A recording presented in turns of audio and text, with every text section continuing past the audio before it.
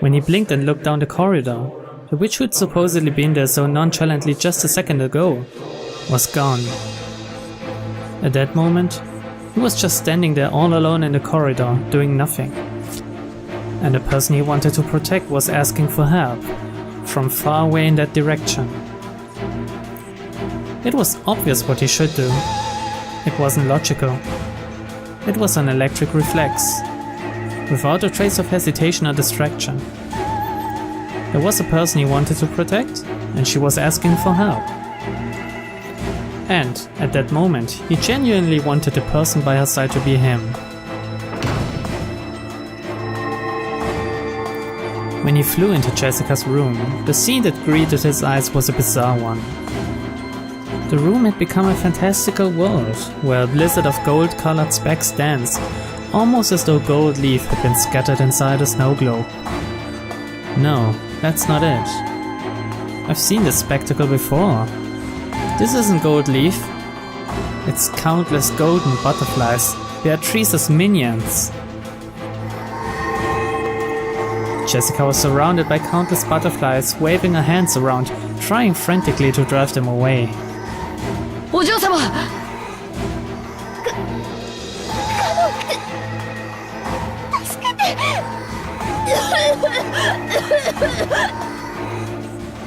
Kanon rushed towards Jessica and violently brushed a cloud of butterflies away. The butterflies, which were sickening despite their beauty, surrounded Jessica's face, trying to crawl in through her mouth and nose. Jessica choked violently, almost as though the butterflies were triggering an asthma attack, mocking her. But when Kanon ran towards her, the butterflies stopped attacking and began to dance an elegant rondo around the pair.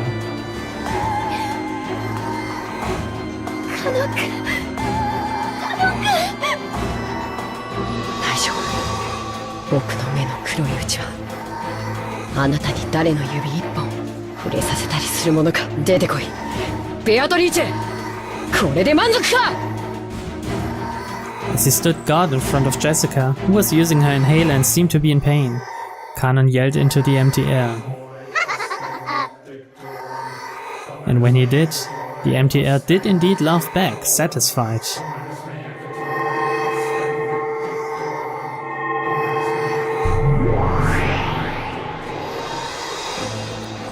Then she showed herself. It wasn't in response to Kanon's demand. It was obviously because appearing and sneering would bring them even more humiliation, and plus, it was more fun.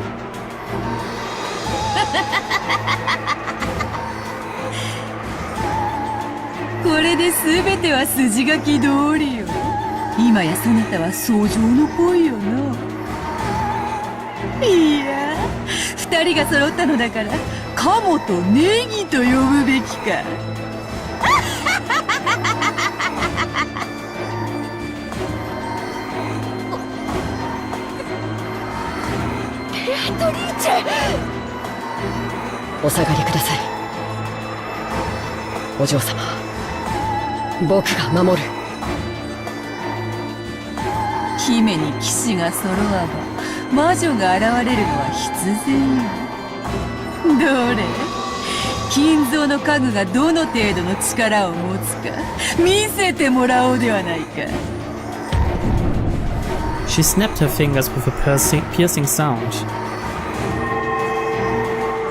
When she did, a blizzard of gold butterflies was stirred up, and they began to form a small mountain as they whirled around in a circle. It was just like the swirling of a cold, wintry wind that builds up a mountain of leaves.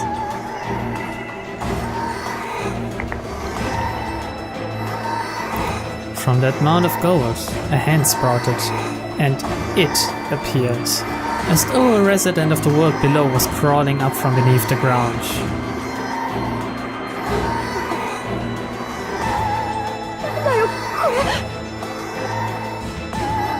Jessica couldn't comprehend what she was seeing right now, and her mouth kept flapping open and closed.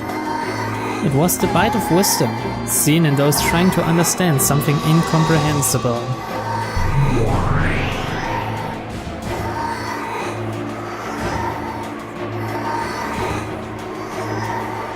That thing crawling up was probably an attendant who served the witch. It appeared to be wearing a uniform suitable for one who served. But its face was wrong. It looked strange. It was covered with pitch black hair, breathed rotten breath, and its eyes were filled with the same strange subterranean glow as lava. And to symbolize its non-human status, it had 2 horns. It was the figure of a goat-faced attendant who served the witch.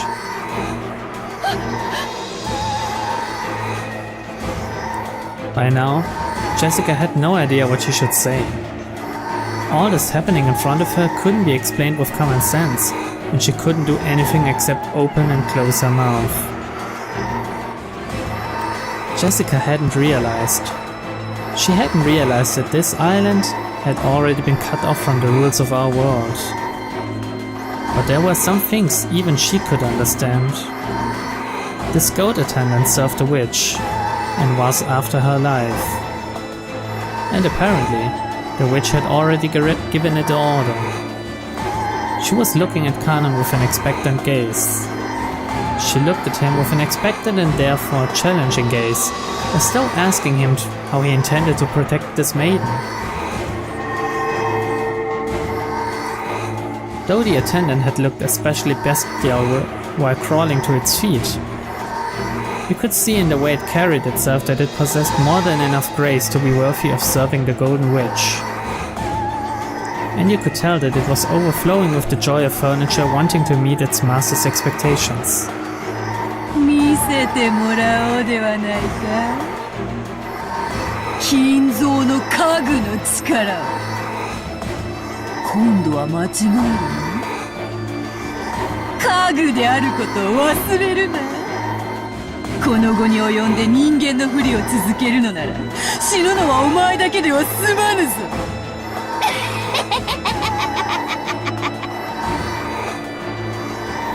The goat attendant made what seemed to be a silent, respectful bow. Was it directed at its master, or was it offered to Kanon, its opponent? Then, on the attendant's hand, a blade of wicked malice appeared.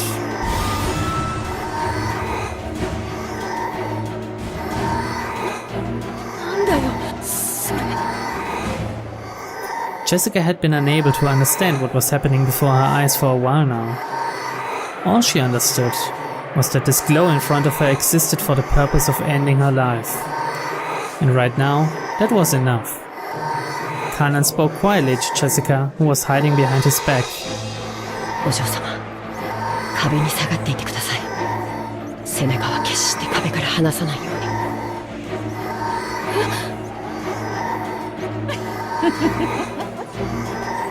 姫君はおとなしく騎士殿の背中に隠れているがいい。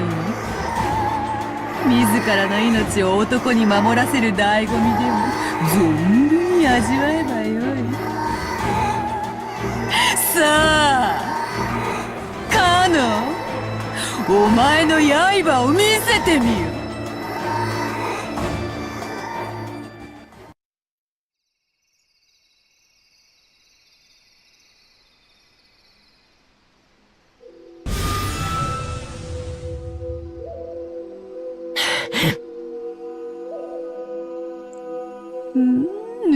美しい。金蔵は家具を生み出すことに関してだけはわらわの足元に及ぶやもしれぬ。こんなものバラの手入れにも使えない。カノン君、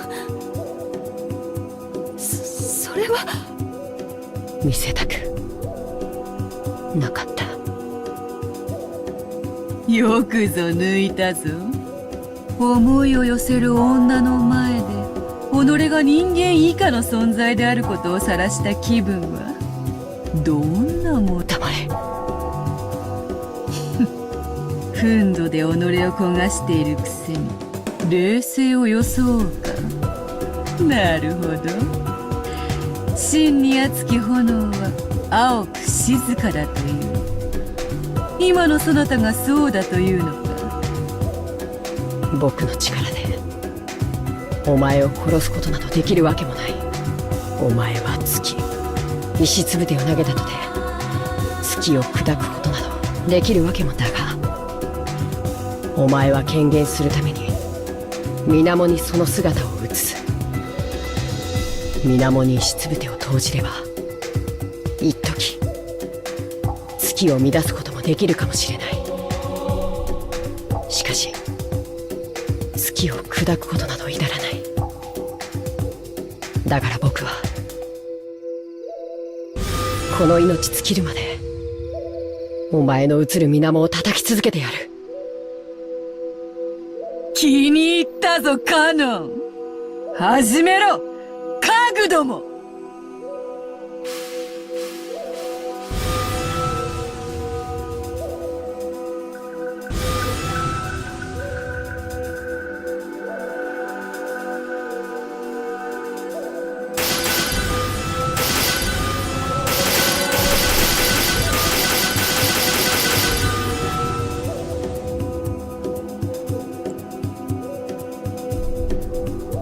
ほう、美しい奇跡だ。The witch's words of admiration broke the silence, and for just an instant, they broke Jessica's paralyzers. 夢を見てるの？来い、魔女の家具め。元来た地獄へ叩き落としてやる。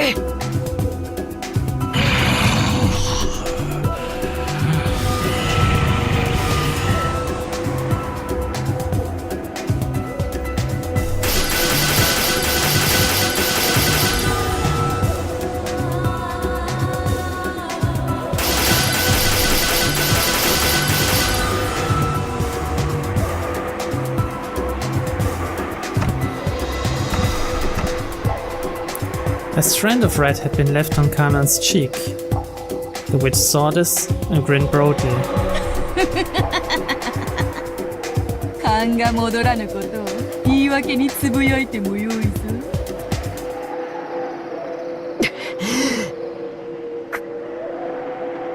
カノン君、しっかり。大丈夫、僕はまだ死なない。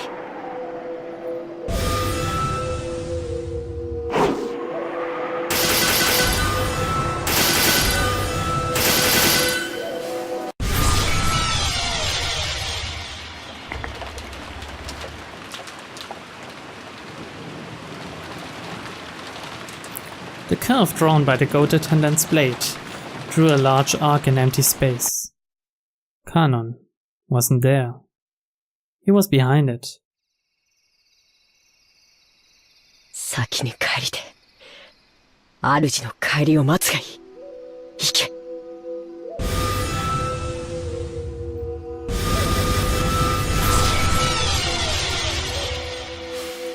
If this battle of drawing sparkling curves was chess, then Kanon coming from behind was check. And press, and press, and press, and press. Use 7 moves and make it mate. Perhaps the goat attendant hadn't even been granted the ability to go into death throes. As its knees buckled and it fell over, it broke into a bunch of gold butterflies with a pop. So there was no sound of it hitting the ground. Even those unable to understand this battle would surely realize that Kanon had been magnificent. ハンドメイドには勝てぬか。そこまで見下げたものではないらしい。次はお前だ、ベアトリーチェ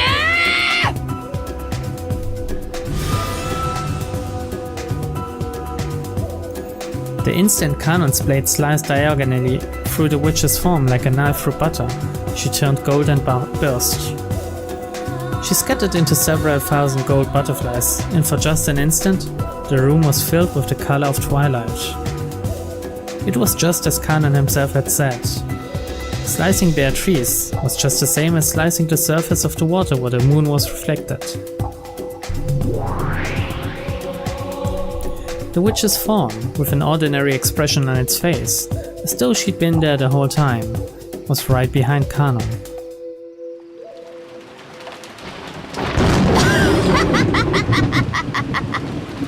十分に面白い見せ物であったぞ。それに免じ見逃してやろうかと思ったが、今の無礼で気が変わった。嘘をつくな。お前にお嬢様を殺させはしない。たとえそれが無理でも僕より先に殺させはしない。お前にはそれすらできぬわ。喋るな家具が。無口であれ家具が。身の程を知れ家具が。カノン君は家具なんかじゃない。ほう、なぜそう言えるのか。理由なんかいらない。カノン君はカノン君だよ。本当の名前は別にあるけれど、それでも名前は家具じゃない。カノン君にはカノン君の生き方がある。それはとても高潔なもので、自らが決めるもの。家具だから意見しちゃいけないとか、家具だから自分の人生を持っちゃいけないとか、そんなのないよ。お嬢様、あいつを挑発してはいけません。はっきり言っておくぜ。カノン君は家具じゃない。人間だよ。どうして？カノン君は自分の意志で私を助けに駆けつけてくれた。そして恐ろしい魔女であるあんたの前に立ちはだかってくれた。私を見捨てることなんていくらでもできただろうに、そうしなかった。自己犠牲は人間だけが持つ高潔な精神だ。だからカノン君は人間なんだ。だから訂正しろ。カノン君を家具だなんて呼ぶな、二度と。お嬢様。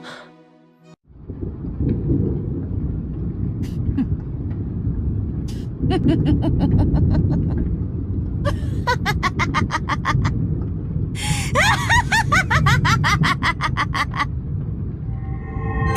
るな人間が。とっとと終わらせよう。何しろまだまだ第二の番。互いの尊厳を認め合う寄り添いし二人を今こそ生贄に捧げよ。さあさあおいでなさい。罪を許しなさい。煉獄の七杭が一つ。色欲。The witch summoned her furniture with a mixture of laughter and anger on her face. 色欲のアスモデウス、ここに。茶番は飽きた。第二の番を速やかに遂行せよ。わらわに瞬きを三つも許すな。仰せのままに。また妙なのが出やがったぜ。It took Kanon less than an instant to understand. That goat face from a second ago had been nothing more than a pawn to the witch. However, his newly summoned furniture was a game piece with a vastly different value. 素敵な獲物に恵まれるなんて、なんて幸運なのかしら。怯えてる？かわいい。来い、魔女の家具。お前には殺されない。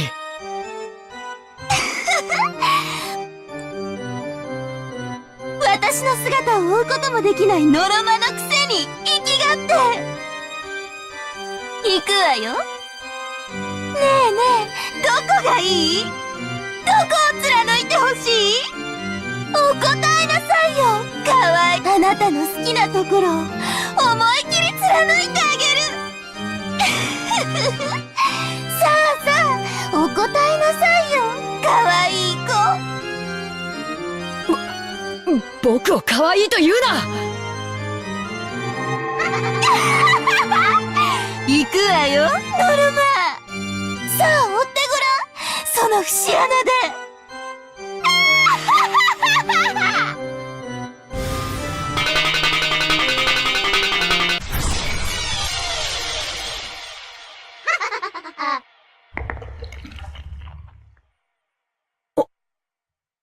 お嬢様。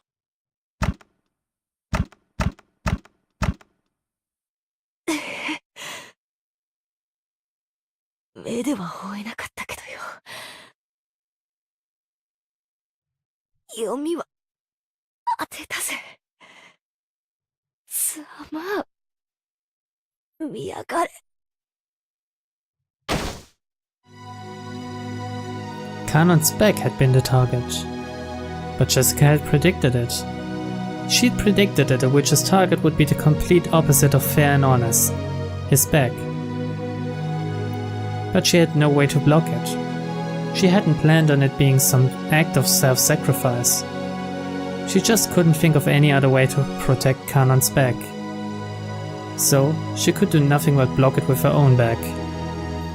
The furniture of the witch, which had changed its form into a demon stake, was buried deep into Jessica's back. It was an obviously fatal wound that reached as far as her lungs. When she saw this, the witch let out a loud, evil laugh, because it had hit where the witch had predicted. Everything was as the witch had predicted. どうしたカノン。ジェシカお嬢様はお前より先には殺されなかったんじゃないのか。そうそう、それそれ、その顔よ。お前のその顔が見たかっ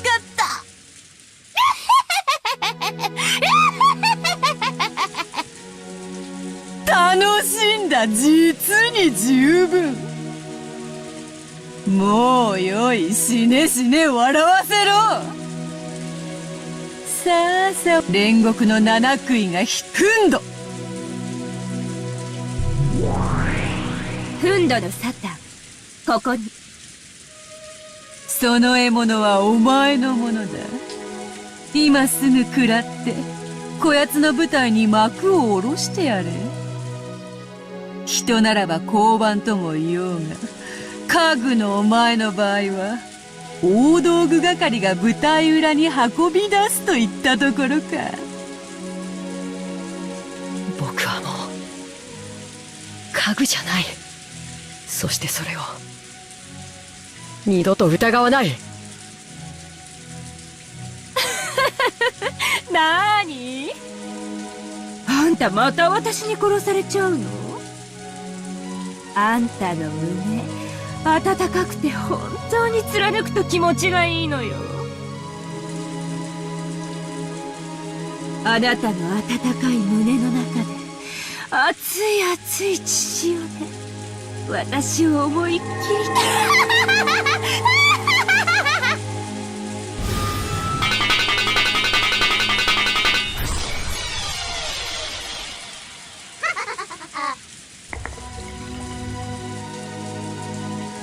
There was no way to block it.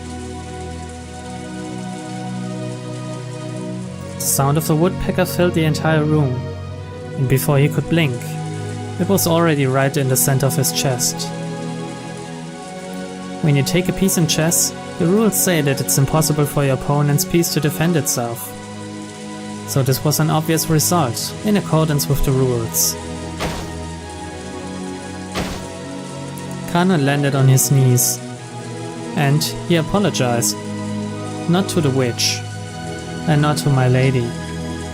He apologized to Jessica.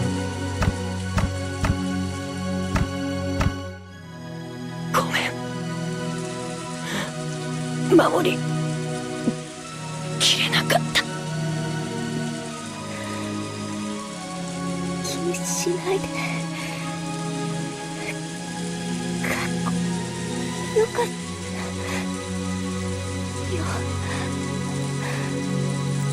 Kanon finally fell over.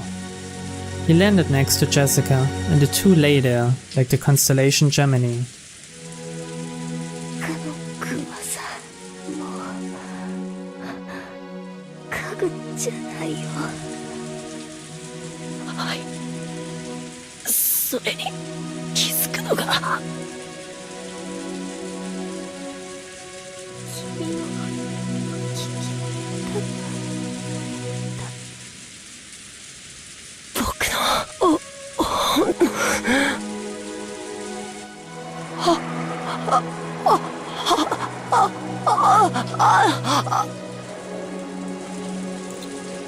In his last moments, Kanon wanted to tell her his real name. But Jessica had already fallen into a sleep from which she would never wake. So, Kanon's real name, which he had protected until today, in the end, he couldn't tell it to Jessica. 僕は人間な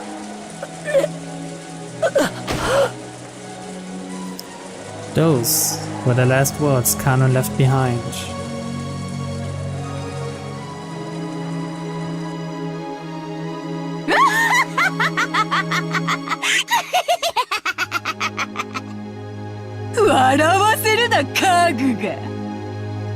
!100 年を経ようと家具は家具よ。捨てるときに家具のために墓穴を掘るバカがどこにいる？家具は叩き割って薪にして、後には灰しか残らぬわ。そういうことよ。家具に刻める墓碑などない。貴様は死ねばこれ以上の屈辱を受けることがないと信じてるようだが、死者を恥ずかしめるというのがどういうものか。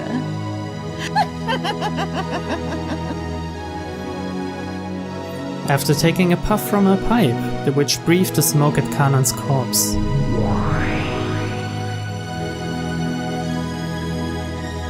When she did, Kanon's corpse softly floated up into the air and disappeared as though it had been eaten by a mouth in empty space. The witch played dirty until the very end. The corpses of the pair who managed to understand each other in the end were not even permitted to be close. If someone had been watching, they would probably say mournfully, "So this is what you meant by disgracing the dead."